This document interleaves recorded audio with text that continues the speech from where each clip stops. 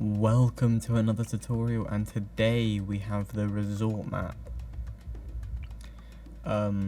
This map is with all of my tutorials. There'll be no farming, no knowledge, no selling.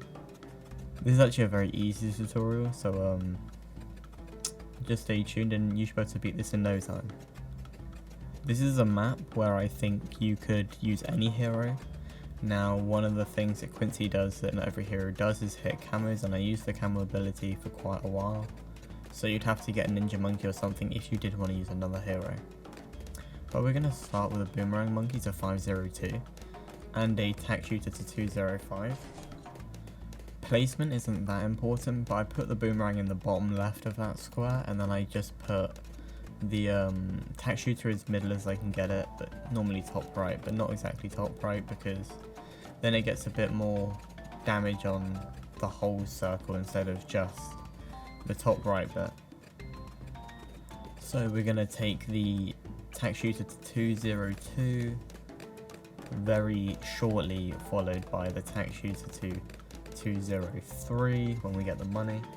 Now remember, you buy the upgrades when you get the money. You don't have to buy them when I buy them. I just do them in like bunches at a time, so everyone knows what they're doing, and it's very simplistic for the video.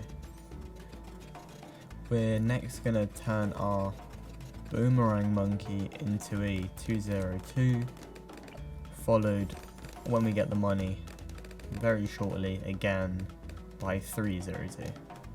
So this is the main start I use for a lot of tutorial maps, but because this map is such a loop and so long, there's only going to be a few towers, and it's actually very simple to follow along. These are going to be our main two damage doers, pretty much our only two damage doers apart from Quincy and an alchemist later in the game. But for this Moab, the next Moab, and the Moab after that, we're all just using some solid boomerang and tack shooter damage. We're actually going to just save up now for one more tower that we need before we do the round 40 Moab, and that's going to be overkill. So just as we get enough money, we go to buy overdrive, not overkill, sorry, misspoke. And this is going to be our damage for round 40. I think it's very solid damage. You shouldn't have any problem with this on any other map. I mean, especially because there's a full loop, and then it comes around again, and then it comes around again. Like, these towers would do plenty of damage. This would probably last you, I'm not even gonna lie, it could probably last you to around like 70 or something. I feel like there's just so many times that these towers hit, and these are very strong towers, that so here we get the village. This one's going to 520, we're just gonna put it on the right. This means it can hit both the boomerang and the tack shooter very easily. It's probably the closest you can get it. You can put one on top, and we will do that later, but this is probably the closest and easiest one you can do at the start. So now, I mean, camos can't really do much, and now it definitely could go to around 70. This is, I mean, without the camos it probably would it gets shut down pretty quickly. And now we just save up for tack zone. That's 24,000, so as soon as you get to 24,000 I suggest making the upgrade. But I mean, there's not a lot you need to do, and it's kind of a weird feeling that there's just not a lot to buy. Actually, first we're going to get primary training on our village, and that's because it will increase the range and the pierce, I believe, of all of our primary towers in the range, which is the boomerang and the tack shooter. But now we save up for the 24,000 and get our overdrive, which will pretty much clean up. I mean, it would work until around 90. There's no doubt in my mind that attack zone by itself would work to around 90, because it wouldn't be able to take out the DDTs, but everything else, as long as that is camo, it can go to around 90 easily, especially on this map. So as we get the tack zone, we're just saving up now for our boomerang to get to tier 5.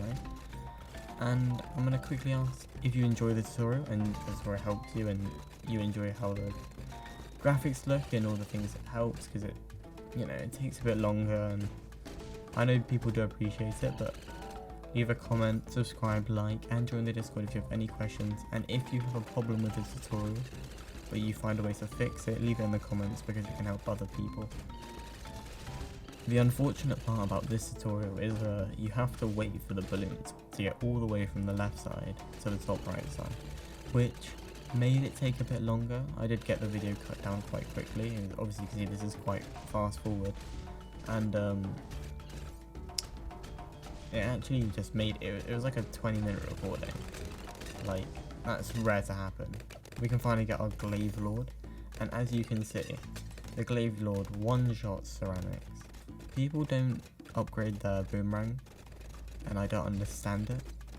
The Glaive Lord can one-shot ceramics, can't one-shot super cerams, but it one-shot ceramics, and that's without even touching the boomerangs that go around the boomerang monkey. Now for our final two towers, we're gonna get a village, and we're gonna get a village on 030 just for the mid, and an alchemist on 031, and that's not for the mid, that's for doing lots of damage to Moabs. If you don't know about 031 alchemist, it basically puts a little potion on the boomerang, the Moab, and when the Moab dies, it explodes and does a lot of damage to the surrounding Moabs, or surrounding anything that's near it. And yeah, there's pretty much no reason not to get it. It's like 5-6k, and it does a lot of damage. Just buy it. I can't stress it anymore. People don't buy it, and it will save so many of your runs. Just try it. I may have got a little bit sidetracked there.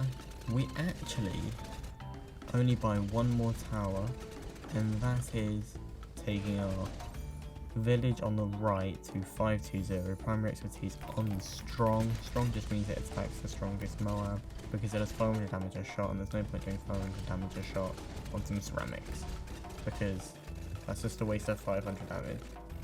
So make sure it's like attacking DDTs or BFBs or the stronger Moabs. And that is it for the tutorial. I think this is one of the more boring ones. Check out the cabin tutorial if you want to find a very interesting one that is very risky at times.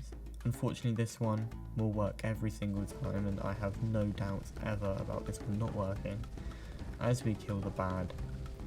And we kill the bad pretty slowly, unfortunately.